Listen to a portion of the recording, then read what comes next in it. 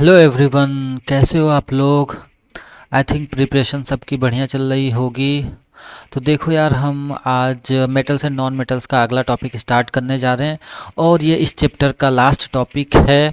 So guys, अभी तक अगर आप लोगों ने इससे पहले वाला लेक्चर नहीं देखा है तो प्लीज़ जाओ इसको देखो, ताकि आने वाले जो टॉपिक्स हैं ना, ये टॉपिक्स आप लोगों को और ही अच्छे तरीके से समझ में आ जाए।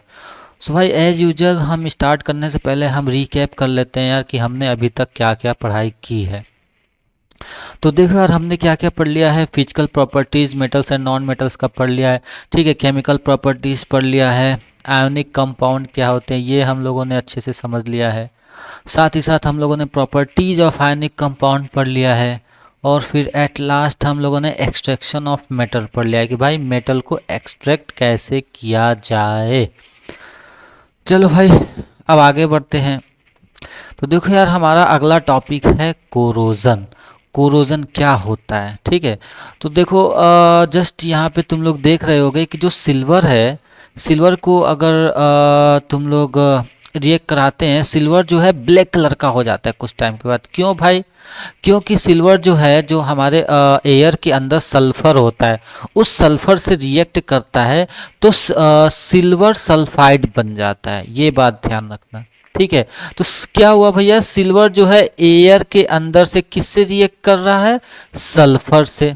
तो जब सल्फर से रिएक्ट कर रहा है तो क्या बन जा रहा है भाई? सिल्वर सल्फाइड बन जा रहा है। इसी तरीके से कॉपर भी जब एयर के किसी पार्टिकल से, अभी कार्बन डाइऑक्साइड से रिएक्ट करता है तो वो क्या बन जाता है भैया?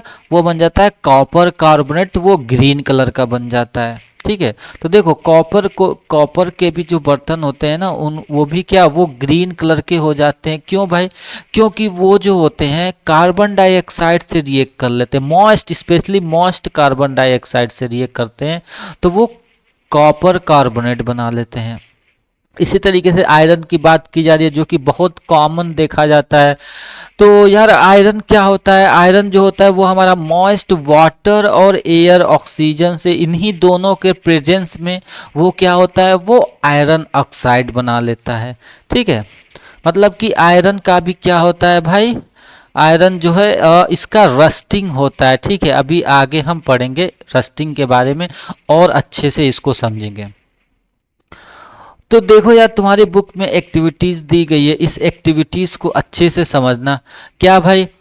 तो जो पहला पॉइंट है वो कह रहा है कि take 3 test tube and placed clean iron nail. देखो, अब क्या करो, 3 टेस्ट ट्यूब लो और आयरन नेल, ठीक है। नेल्स को ईच ऑफ देम, मतलब एक टेस्ट ट्यूब ए बी, देखो ए बी सी, ठीक है, ये 3 टेस्ट ट्यूब ले लो और इन तीनों में क्या कर लो भैया? इन तीनों टेस्ट ट्यूब में क्या डाल दो? इन तीनों टेस्ट ट्यूब में आयरन का नेल्स, ठीक है, 1 या 2 जो करना हो वो डाल दो। उसके बाद क्या कह रहा है भैया, जो ए टेस्ट ट्यूब है, ए टेस्ट ट्यूब में क्या करो भैया? सम वाटर, ठीक है, कुछ वाटर डाल दो भैया ए वाले टेस्ट ट्यूब में। और बी वाले टेस्ट ट्यूब में क्या कह रहा है? पोर बॉइल्ड डिस्टिल्ड वाटर। देखो, अब जब बी की बात की जा रही है ना, तो यहां पे ध्यान देना, क्या कह रहा है?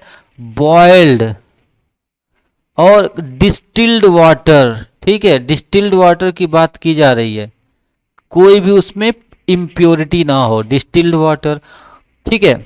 और क्या कह रहा है? उसी बी में 1 ml ऑफ ऑयल, मतलब प्लस इसमें 1 ml ऑफ ऑयल भी डाल दो भैया।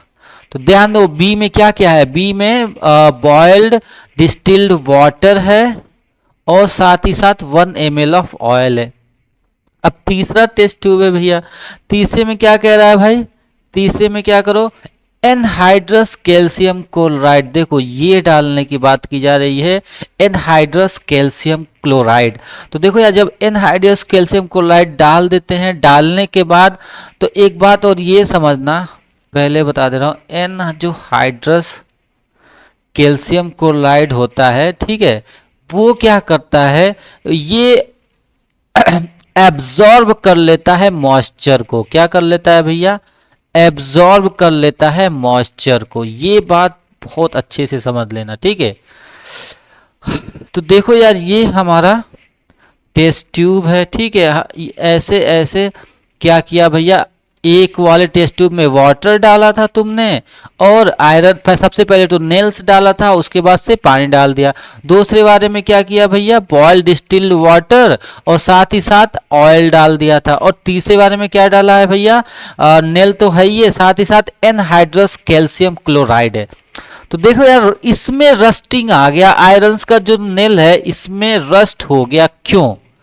ठीक है, ये क्यों हुआ और इन दोनों में क्यों नहीं हुआ? देखो भैया इन दोनों में तो आयरन्स के साथ रस्टिंग नहीं हुआ, और जबकि इसमें पानी भी है, वाटर भी है, बॉइल्ड डिस्टिल्ड वाटर भी है, फिर इसमें क्यों नहीं हुआ? तो देखो भाई एक एक करके हम इसको समझते हैं। सबसे पहले बात की जाए टेस्ट ट्यूब में। टेस्ट ट्यूब ए में क्या क्या था, आयरन के नेल्स थे और नॉर्मल वाटर था। ठीक है, तो नॉर्मल वाटर में क्या होता है, डिजॉल्व्ड ऑक्सीजन होते हैं, ये बात ध्यान रखना। ये पॉइंट जो समझना कि भाई किसके अंदर, नॉर्मल वाटर के अंदर डिजॉल्व्ड ऑक्सीजन होते हैं, ठीक है, जो एयर में से आते हैं।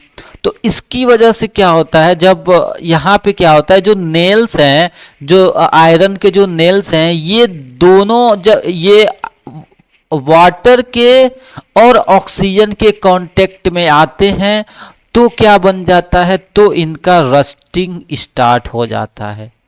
तो ये बात तो ए वाले टेस्ट ट्यूब के अंदर जब आयरन का रेस्टिंग हो रहा है तो ये चीजें हमें तो समझ में आ गई भैया कि ये रस्ट क्यों हो रहा है। ठीक है, चलो भाई, तो ये जो रीजंस है ना यार, ये पॉइंट तो याद ही कर लेना या समझ लेना। मतलब समझना क्या, बस यही है कि जब जो आयरन है जब वाटर के एंड ऑक्सीजन के कांटेक्ट में आता है तब वो रस्ट होना स्टार्ट हो जाता है। तो बी में क्यों नहीं हुआ भैया, उसमें भी वाटर है। ठीक है, तो उसमें क्या है, और एक तो है बॉइल्ड डिस्टिल्ड वाटर और साथ ही साथ है ऑयल का लेयर। तो अब ये क्या करेगा भैया, जो सबसे पहली बात तो जो बॉइल्ड डिस्टिल्ड वाटर है वो क्या करेगा, जो ऑक्सीजन डिजॉल्व है वाटर के अंदर उनको रिमूव कर देगा। ये देखो ये पॉइंट ध्यान रखना, जो डिजॉल्व है ना, डिजॉल्व जो पानी के अंदर जो है ऑक्सीजन डिजॉल्व है उनको क्या करेगा, रिमूव कर देगा, रिमूव, जब उसको हम बॉयल करते हैं तो। ठीक है, डिस्टिल्ड वाटर में देखो, वाटर की ऑक्सीजन की बात नहीं कर रहा हूं, तो इसके अंदर एक्स्ट्रा ऑक्सीजन डिजॉल्व होते हैं ना, उनको रिमूव कर देगा ये। ठीक है, तो ये बात तो समझ में आ गई भैया कि बॉइल्ड वाटर जो है ऑक्सीजन के डिजॉल्व को रिमूव कर देगा। अब आती है लेयर की बात। तो ऑयल का लेयर क्या क्या करता है, एयर के अंदर जो ऑक्सीजन है ना, जो अब यहाँ पे एयर है, तो एयर के अंदर जो ऑक्सीजन है उनको एंटर नहीं होने देता है पानी के अंदर। इस वजह से अब इसके अंदर क्या होता है, रस्टिंग नहीं होता है। तो बेसिकली दो चीजें तो हमको ये समझ में आ गया, क्या भैया, एक तो वाटर चाहिए रस्टिंग के लिए और दूसरा एयर चाहिए। ये दोनों चीजें होना चाहिए तभी जाके रस्टिंग होगा। तो ये पॉइंट भैया तुम लोग अच्छे से सेट कर लो, अपने दिमाग पे हिट कर लो। ठीक है, चलो भाई, ठीक है, तो इसका रीजन है भैया, ये क्यों नहीं हिट किया, तो यहाँ पे तुम लोग ये पॉइंट्स लिख सकते हो। Rusting can not occur because oxygen is absent even though water is present. देखो ऑक्सीजन जो है absent है बट वाटर प्रेजेंट है, तो ये बहुत ही इंपॉर्टेंट पॉइंट है। ठीक है, हो सकता है इससे क्वेश्चन पूछे जाए।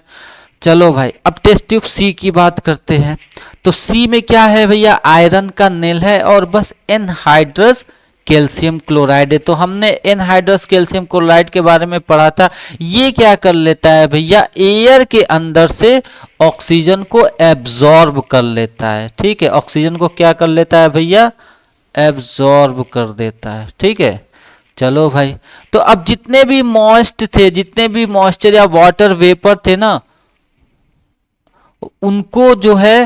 उनको क्या कर लिया, ये एब्जॉर्ब कर लिया। ठीक है, ऑल मॉइस्चर या वाटर वेपर्स को ही एनहाइड्रस क्या करता है, एब्जॉर्ब कर लेता है। ठीक है, तो देखो ऑक्सीजन ना कह के ये कहना ज्यादा बेहतर रहेगा कि भाई it absorb all moisture water vapour. जो भी वाटर वेपर प्रेजेंट होता है एयर के अंदर उनको क्या कर लेता है, ये एब्जॉर्ब कर लेता है। ठीक है, चलो भाई, तो इसलिए जो नेल्स होते हैं इसलिए जो नेल्स होते हैं वो क्या होते हैं भैया, nails are expose to dry air, वो सिर्फ एयर में ही होते हैं। अब एयर के अंदर देखो, अभी हमने क्या देखा कि एयर के अंदर अगर कोई मॉइस्चर होगा, अगर कोई मॉइस्चर होगा, ठीक है, कोई भी मॉइस्चर होगा, वाटर के वेपर्स होंगे, वाटर के मॉइस्चर किसको बोलते हैं, वाटर के वेपर्स होंगे, तो ये एनहाइड्रस कैल्शियम क्लोराइड क्या करेगा, इसको एब्जॉर्ब कर लेगा। तो भाई देखो एयर तो मिला यहाँ पे, लेकिन हमको फिर अगेन ये जो वाटर के जो वेपर है ना, ये नहीं मिला यहाँ पे। तो इसलिए क्या होता है, इसलिए क्या होता है, यहाँ पे जो है रस्टिंग नहीं होती है यहाँ पे, ठीक है। ध्यान देना यहाँ पे क्या क्या नहीं था, एयर प्लस वाटर, हमको दो चीज चाहिए क्या होने के लिए, एयर की जगह पे मैं लिखूं ऑक्सीजन, ठीक है, ऑक्सीजन प्लस वाटर। तो क्या करता है भैया, एनहाइड्रस क्या करता है, एयर कह रहा हूं, वाटर के मॉइस्चर को, ठीक है, अब्जॉर्ब करता है, वाटर के मॉइस्चर को क्या करता है, एब्जॉर्ब करता है। चलो इसका मतलब एयर, दो चीज हमको चाहिए, उसमें से एक चीज ये हटा देता है, ठीक है। रस्टिंग, अब यहां पे भैया rusting can not occur because water moisture is absent, ठीक है। रस्टिंग के लिए क्या चाहिए भैया, एयर प्लस वाटर चाहिए। तो एनहाइड्रस, ये एनहाइड्रस क्या करता है, इस वाटर को यहां से हटा देता है, ठीक है। तो यहां भी रस्टिंग नहीं होता है। अब फाइनल कंक्लूजन से वही जस्ट अभी तक जो हम पढ़ते आए हैं कि फाइनल कंक्लूजन्स में हम क्या देखें, जो भी ये 3 टेस्टिंग हो रहे हैं, इन तीनों टेस्टिंग में हमको क्या पता चला है, हमको यही पता चला है कि भैया आयरन का रस्ट कब होता है, जब बोथ वाटर मॉइस्चर होता है और साथ ही साथ ऑक्सीजन होते हैं, इन दोनों के ही प्रेजेंस में क्या होता है, रस्टिंग होता है। ये हमारा इंपॉर्टेंट पॉइंट है। If any one of them is missing, अगर कोई भी एक मिसिंग होगा तो रस्टिंग नहीं होगा। चलो भाई, अब हमारा अगला टॉपिक है, वो क्या है, प्रिवेंशन ऑफ कोरोजन। तो कोरोजन से प्रिवेंशन कैसे किया जा सके, तो सबसे पहला देखो कौन कौन से पॉइंट होते हैं यार, कौन कौन से पॉइंट होते हैं। आयरन को क्या करो भाई, पेंटिंग से, ऑयलिंग से, ग्रीसिंग से, ठीक है, गैल्वनाइजिंग से, क्रोम प्लेटिंग से और एनोडाइजिंग से, और फिर लास्ट में क्या, या मेकिंग एलॉय, या इनका एलॉय बना दो, तो रस्टिंग नहीं होगा, कोरोजन नहीं होगा। तो भैया इन सारे में से हम समझते हैं पहले क्या, गैल्वेनाइजेशन क्या होता है। तो देखो यार, गैल्वेनाइजेशन क्या होता है कि आयरन के ऊपर जो है जिंक का लेयर चढ़ा देते हैं। क्यों भाई, अब जैसे ये आयरन है, आयरन के ऊपर सिर्फ जिंक की बात कर रहा हूं, किसकी भैया, जिंक की बात कर रहा हूं, जिंक का लेयर चढ़ा दिया। क्यों, तो ये जिंक क्या करता है ना, प्रोटेक्ट करता है आयरन को, क्या, ये अपने आप को सेक्रीफाइस कर देता है भैया, सेक्रीफाइस कर। क्या अगर कोई रस्टिंग आया, ये बताओ जिंक कहाँ पे है, तुमने रिएक्टिविटी सीरीज इससे पहले देखे होगे, जिंक कहाँ पे है, ऊपर है, ठीक है, जिंक ऊपर है, देखो यहाँ पे जिंक है, और आयरन कहाँ पे, आयरन नीचे है, ठीक है। तो अब ये बताओ, अगर कोई आएगा, किसी से रिएक्शन कराना होगा, तो पहले कौन रिएक्ट करेगा, पहले जिंक ही खुद अपने आप को रिएक्ट कर लेगा। भैया ये ऊपर है जिंक को, तो रिएक्शन पहले किसका होगा, जिंक का होगा। इसीलिए जिंक की कोटिंग कर लेते हैं, ताकि जो भी रिएक्शन हो, किससे भैया, एयर प्लस वाटर से अगर रिएक्शन हो, तो पहले जिंक कर ले रिएक्शन, जिंक अपने आप को खत्म कर लेगा, ठीक है, सेक्रीफाइस कर देगा, तो आयरन को बचा लेगा। तो ये चीज होता है, इसी को बोलते हैं गैल्वेनाइजेशन। यहां पे गैल्वेनाइजेशन हो रहा है, ठीक है। तो ये बातें अक्सर पूछती जाती है, भैया गैल्वेनाइजेशन क्या होता है। तो गैल्वेनाइजेशन बोलते हैं गैल्वेनाइजेशन बोलते हैं कोटिंग आयरन या steel with thin layer of zinc इसके ऊपर लगा देते हैं। चलो भैया, क्यों जिंक लगाते हैं, क्योंकि जिंक क्या होता है, zinc is more reactive than iron, iron से ज्यादा जिंक रिएक्टिव होता है। ये अपने आप को क्या कर लेता है भैया, सेक्रीफाइज कर लेता है, ये अपने आप को सेक्रीफाइज कर लेता है। चलो भाई, अब आते हैं एलोइंग। अब देखो ठीक है, तो एलॉय क्या होता है भैया, देखो alloying is a very good method of improving the properties of metal. ये एक बहुत ही बढ़िया मेथड होता है जो कि क्या करता है भैया, प्रॉपर्टीज ऑफ मेटल्स को इंप्रूव करता है। कैसे भाई, कैसे, क्या होता है भाई? तो सबसे पहले ये समझो एलॉय होता क्या है। तो देखो यार, एलॉय होता है एक होमोजीनियस मिक्सचर, एक मिक्सचर होता है। किसका किसका मिक्सचर भैया?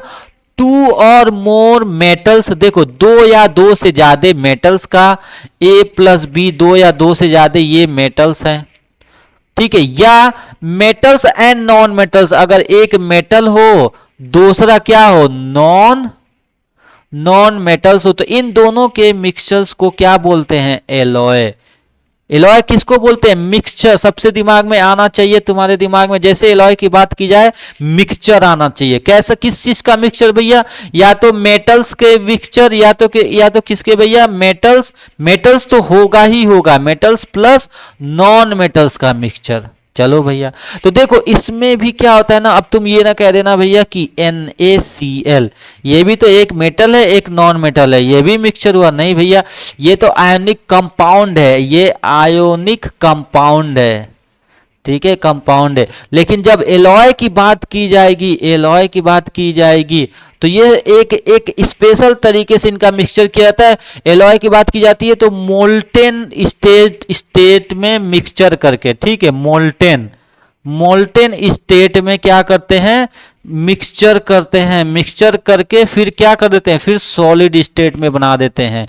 ये बात होती है सिर्फ एलॉय की, ठीक है। NaCl में ना चले जाना, यहाँ पे रिएक्शन होते हैं, NaCl रिएक्शन होते तब जाके NaCl बनता है। अगर कोई बंदा ये सोच रहा हो मेटल एंड नॉन मेटल में ये एलॉय होंगे, नहीं भैया।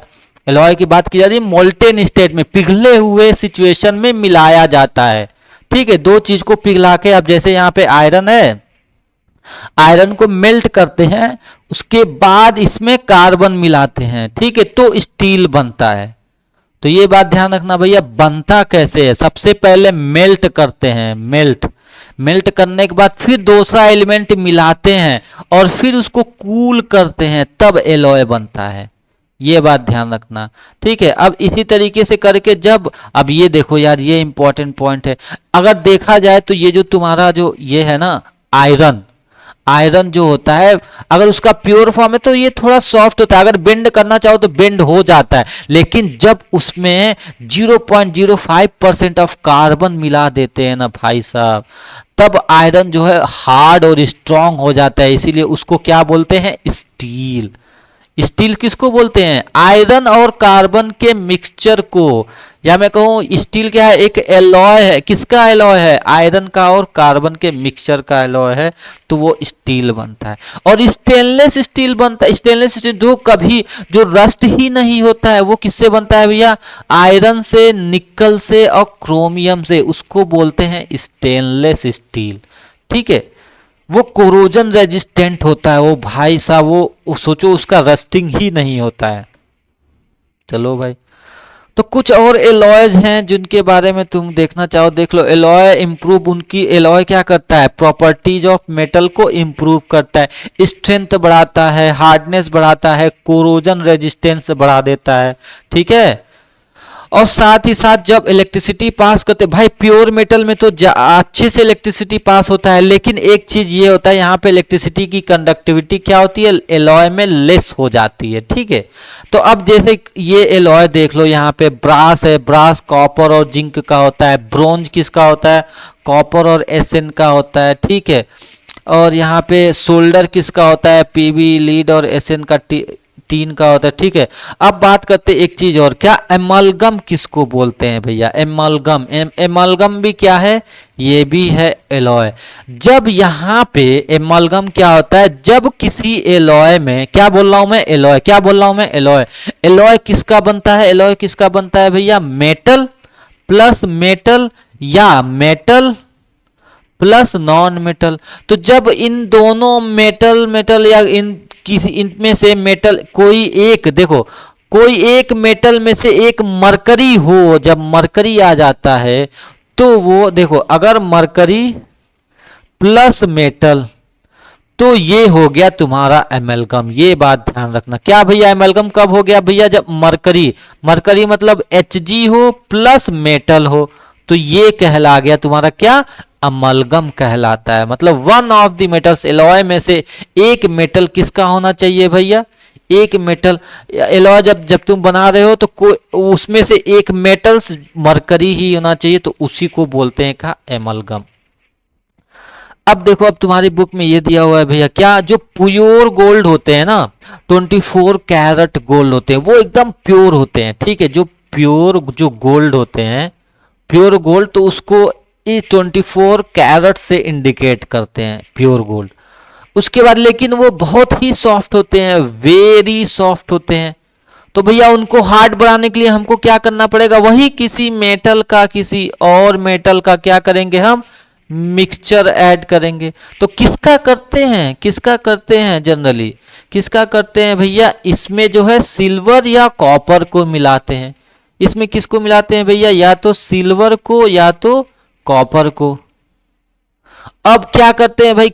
कितना परसेंटेज मिलाते हैं? तो जनरली क्या होता है कि 24 पार्ट, अब 24 पार्ट एज्यूम कर लो, इतने पार्ट्स होंगे, तो इसमें से क्या करते हैं? 22 पार्ट्स तुम्हारा जो है गोल्ड का हो जाता है, और बाकी जो 2 पार्ट्स बचते हैं, सोचो इतना, सिर्फ 2 पार्ट्स एक्स्ट्रा जो है वो मिला देते हैं, या तो कॉपर का या तो किसका भैया? कॉपर का या तो सिल्वर का। तो उसके बाद क्या, ये तुम्हारा बन जाता है 22 कैरेट गोल्ड। ठीक है, तो ये उससे स्ट्रांग हो जाता है भाई। ठीक है, स्पेशली ये ज्वेलरी वगैरह में यूज होता है, देख लेना। अब बात करते हैं, एक और वंडर है, क्या भैया? The wonder of ancient metallurgy. ये है तुम्हारा पिलर ऑफ कुतुब मीनार। जो दिल्ली में जो कुतुब मीनार का पिलर है, वो करीब करीब 1600 ईयर्स एगो है। ठीक है, लेकिन फिर भी क्या हुआ भैया? वो दे हैड डेवलप, मतलब वो भी एक प्रोसेस डेवलप्ड कर लिए थे, जिसकी वजह से क्या होता था? रस्टिंग नहीं होता था। ठीक है, तो बेसिकली क्या है उनका उनका क्या हो रहा था कि अब भाई, अब हम लोगों को तो ये समझ में आ गया है। ठीक है, मॉडर्न में तो ये समझ में आया है भैया कि आयरन के साथ कार्बन मिला देंगे तो क्या हो जाएगा? 0.05% कार्बन मिला देंगे तो क्या हो जाएगा भैया? वो स्टील बन जाएगा, रस्टिंग नहीं होगा। ठीक है उसका। लेकिन यहाँ पे वो जो बनाए थे, वो करीब सोचो उन्होंने भी एक प्रोसेस डेवलप कर लिया था, जिसकी वजह से रस्टिंग नहीं होता था। तो ये है तुम्हारा क्या? Pillars of iron. ठीक है, जो कि कहाँ पाया जाता है? हमारे दिल्ली में पाया जाता है। ठीक है, ये बहुत ही मतलब एक तुम्हारा लाइव एग्जाम्पल है। चलो भाई, अब क्वेश्चन सॉल्व कर लेते हैं इस पे। तो देखो यार, सबसे पहला क्वेश्चन क्या कह रहा है? Metallic oxide of zinc, zinc का मेटलिक ऑक्साइड ले लो, ZnO। ठीक है, और magnesium and copper were heated with the following. भैया तीनों का ऑक्साइड ले लो, जिंक ऑक्साइड ले लिया, मैग्नीशियम ऑक्साइड और कॉपर। अब उनके क्या करो? इनसे जिंक का रिएक्शन कराओ, इन तीनों का। तो कहाँ पे डिस्प्लेसमेंट होगा? देखो जिंक कहाँ पे है? जिंक है यहाँ पे। ठीक है, मैग्नीशियम कहाँ पे है? मैग्नीशियम है यहाँ पे। कॉपर कहाँ पे है? कॉपर है यहाँ पे। चलो अब रिएक्शन कराओ। सबसे पहले जिंक ऑक्साइड का रिएक्शन, जिंक ऑक्साइड का तीनों से कराओ। तो जिंक ऑक्साइड का इससे कराएंगे, जिंक से कुछ नहीं होगा। मैग्नीशियम से कराएंगे, मैग्नीशियम ऊपर है तो यहाँ पे क्या हो जाएगा? डिस्प्लेसमेंट हो जाएगा। ठीक है, कॉपर का कराएंगे तो देखो भैया जिंक ऊपर है, कॉपर नीचे है, तो ये बताओ क्या कॉपर जिंक को रिप्लेस करेगा? नहीं करेगा। मैग्नीशियम जिंक को कर देगा, तो यहाँ पे हुआ डिस्प्लेसमेंट। अब मैग्नीशियम ऑक्साइड की बारी है, मैग्नीशियम ऑक्साइड को फिर कराओ रिएक्शन जिंक से, तो क्या मैग्नीशियम, ये बताओ क्या जिंक मैग्नीशियम को रिप्लेस करेगा? नहीं करेगा। ठीक है, ऊपर वाला नीचे को रिप्लेस करता है, ये बात ध्यान रखना। जो ऊपर है वो मोस्ट रिएक्टिव होता है, वो नीचे वाले को रिप्लेस कर देगा। तो ये बात देखो, ये मैंने एक्टिविटी सीरीज याद करने का वो बताया था, एक ट्रिक बताया था, तुम लोग देख लेना उस वीडियो को। ठीक है, चलो भाई। वैसे मैं तो ये कहूँगा कि तुम लोग इसके सिंबल से ही एक करके याद कर लेना। ठीक है, का ना का मग अल जन फी सन पब, उसके बाद से हाइड्रोजन दो हाइड्रोजन के बीच में Cu आ गया और फिर Ag और Au बचा। ठीक है, इसमें ज़्यादा टाइम नहीं लगेगा इसको समझने में, याद करने में। चलो तो बस तुमको ये बताना है कहाँ कहाँ डिस्प्लेसमेंट होगा। अब देखो कॉपर ऑक्साइड, अब देखो कॉपर ने अपना ऑक्साइड बनाया, तो अब ये बताओ जब कॉपर ऑक्साइड की बात की जाए, अब ये बताओ जब ये बन गया तो अब इसको ये ऊपर वाले सारे इसको Cu को हटा सकते हैं भैया, Cu को चलो हटाओ भाई, जितने आएंगे सब। तब ये कह रहा है इन तीनों में इसका, तो यहाँ भी डिस्प्लेसमेंट हो जाएगा इसका, यहाँ भी डिस्प्लेसमेंट हो जाएगा। तो इस केस में बस हमें यही बताना था कि भैया जब जिंक का रिएक्शन करा रहे हो तो कौन कौन डिस्प्लेस कर देगा भाई, ठीक है। तो Mg कर देगा, Mg Cu को कर देगा, ठीक है, Cu को करीब सब कर देंगे। अब ये क्या कह रहा है, which metals do not corrode easily. देखो भैया कौन से मेटल्स कोरोइड नहीं होंगे, जो नीचे वाले होते हैं जनरली, तो गोल्ड और प्लेटिनम होते हैं जो कोरोइड नहीं होते हैं। अगर मैं स्टेनलेस स्टील की बात करूं तो एलॉय कोराइड नहीं होते हैं। अब एलॉय क्या होता है भाई, एलॉय अभी जस्ट हमने पढ़ा है, एलॉय किसको बोलते हैं, होमोजीनियस मिक्सचर ऑफ टू और मोर मेटल, ठीक है, मेटल प्लस मेटल, ये एलॉय होगा। या भैया मेटल प्लस नॉन मेटल, ये भी एलॉय हो गया।